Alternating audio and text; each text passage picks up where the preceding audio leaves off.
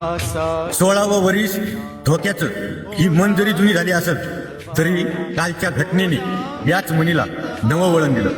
एका मोबाईलसाठी मुलाने डोंगरावरून आत्महत्या केली आणि त्याच्यासोबत त्याचे वडिलांनाही जीव गमावा लागला। हे दृश्य साईटला बसलेल्या आईने डोळ्यासमोर बघितलं। 7 जन्माचा नवरा आणि पोटचा गोळा तिच्या नजरेसमोर मरताना बघताना तिने सुद्धा त्या कड्यावरून उडी मारली।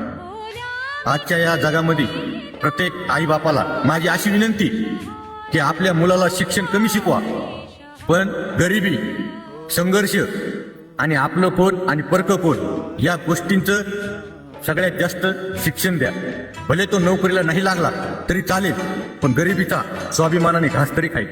यावर एक गोष्ट बोलू वाटते। नसतात रे सगळ्यांचे आई बाप श्रीमंत, तू फोनची आस का धरली? तुला वाचवताना वेड्या तुझ्या बापाने सुद्धा उडी मारली। कसं झालं असेल माईचं काळी, तिने पण उडी मारली। तुमच्या संपलेल्या परिवाराची आता सगळीकडे चर्चा सुरू झाली। मागे फक्त त्या खवड्याच्या डोंगरावर तुझ्या माईची किंचाळी होती। बरोबर आहे? चला, रामकृष्ण हरी। कशी काळाची चाहूल आली, बाग सुखाची करपून गेली।